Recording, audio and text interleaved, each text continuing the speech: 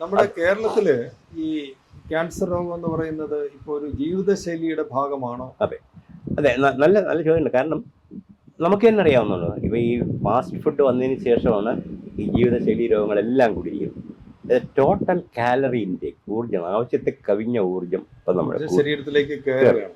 പിന്നെ type of calorie എവിടെ നിന്നാണ് വരുന്നത്? നമ്മുടെ ഐഡിയ ഏറ്റവും നല്ല ഡയറ്റായിട്ട് ഇപ്പോഴും പറയുന്നത് ഈ മെഡിറ്ററേനിയൻകാരുടെ ഡയറ്റ് ഉണ്ടല്ലോ, പ്ലാന്റ് ബേസ്ഡ് അൺപ്രോസസ്ഡ് ഫുഡാണ് ഏറ്റവും. നമ്മൾ പണ്ടത്തെ നമ്മുടെ കർഷക കുടുംബങ്ങളൊക്കെ ചെയ്തിട്ടുണ്ടല്ലോ, പേരയ്ക്ക പറിച്ചു വരുന്നു, പഴുത്ത ചക്ക, പച്ചച്ചക്ക, ചക്കയുടെ എന്തെല്ലാം വകഭേദങ്ങളാണ് ഉപയോഗിക്കുന്നത്. പലതും കുക്ക് ചെയ്യാതെ തന്നെ ഉപയോഗിക്കാവുന്നതാണ്.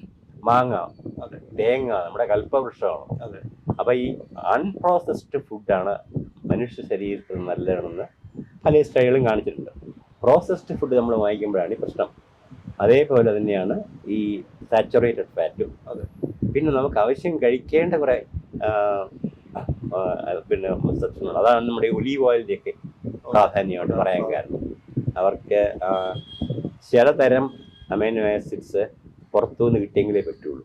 അതാണ് ഈ മെഡിറ്ററേനിയൻ ഡയറ്റിനകത്ത് ഒലീവ് ഓയിലുണ്ട്, നട്ട്സ് ഉണ്ട്, വെജിറ്റബിൾസ് ഉണ്ട്, പിന്നെ നമ്മുടെ ചമ്പാവരി ചോറിൻ്റെ കൂട്ട് അധികം വേവിക്കാത്ത അരി കൊണ്ടുള്ള ആഹാരമുണ്ട്, പഴവർഗ്ഗങ്ങളുണ്ട്, കഴിയുന്നിടത്തോളം fresh fruits.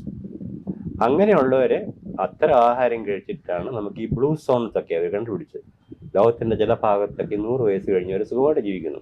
Okinawa, Japan, ലോമ Linda, California, ഇറ്റലിയിലും, Sardinia, Italy, അവിടെയൊക്കെ 100. അവിടുത്തെ നോക്കുമ്പോൾ അവരുടെ ആഹാരത്തിന്റെ ഒരു സമാന സ്വഭാവം എന്ന് പറഞ്ഞാൽ ഇതൊക്കെയാണ് അവർ കഴിക്കുന്ന കൂടുതൽ.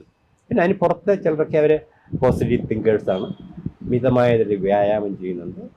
അപ്പൊ അങ്ങനെയാണ് ഈ ബ്ലൂ സോൺസ് കണ്ടുപിടിച്ചത് ലോകത്തിന്റെ ഫലമാകുന്നത്. അത്തരം ഒരു ആഹാര രീതി ഇവിടെ കൊണ്ടുവരരുതോ എന്നാണ് ചോദിക്കുന്നത്. വളരെ അർത്ഥവത്തായ ചോദ്യമാണ്. ഈ കേരളത്തിന്റെ സാർ ഇപ്പോ ഇതൊരു മുഴുനീള നഗരമായി മാറിയിരിക്കുകയാണ്. അതെ.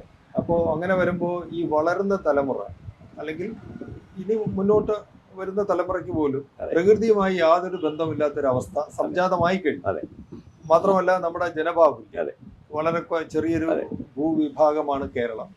അവിടെ അതിന് ഉൾക്കൊള്ളാൻ പറ്റുന്നതിലധികം ജനസാന്ദ്രത നമ്മുടെ കേരളത്തിൽ ഇപ്പോൾ തന്നെയാണ്.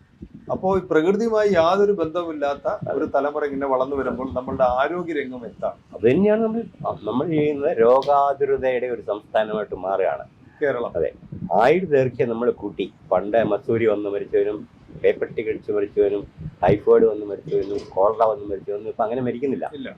എന്തിനധികം ഈ റുമാറ്റിക് ഹാർട്ട് ഡിസീസ് എന്ന് പറയും. ഞങ്ങളൊക്കെ പഠിച്ചിട്ടുള്ള കാലത്ത് മെഡിക്കൽ കോളേജിലൊക്കെ ഈ റുമാറ്റിക് ഹാർട്ട് വാദപ്പനി വന്നിട്ട് ഹാർട്ടിനെ ബാധിക്കും. ഞങ്ങളെയൊക്കെ പഠിപ്പിച്ചിരുന്നത് it licks the joint and bites the heart എന്നാണ്. സന്ധികളെ നക്കുന്നതേ ഉള്ളൂ, കടിച്ചു പറിക്കുന്ന ഹാർട്ടിനെയാണ്. ആ രോഗം പോലും ഇവിടെ കുറഞ്ഞു.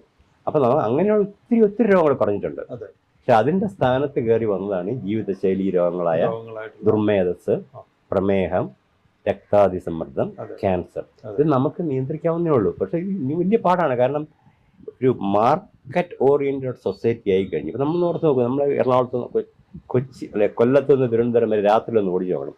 2 വശത്തുള്ളതിൽ ഒരു 60-70% റെസ്റ്റോറൻറ്റുകളാണ്. അതെ, അത് എൻറ്റൈസിങ് ആണ്. നിയോൺ ലൈറ്റിൽ അല്ലെ പല പല പേരിലിട്ട്. അപ്പം വിശന്ന് വരുന്ന ഒരാൾ ഒന്ന് കഴിച്ചോളാം. അവിടെ പോകുമ്പോഴത്തേക്ക് മിതത്വം അങ്ങ് പോകുന്നു. നല്ല പൊറോട്ട ഒരു 8 എണ്ണമെങ്കിൽ പോരട്ടെ, ചിക്കൻ കുറുമ, ചിക്കൻ ടിക്ക, അങ്ങനെയാണ് വരുന്നത്. നമ്മുടെ അവിടെയാണ് പറ്റിപ്പോയത്. നിയന്ത്രണം പോയി.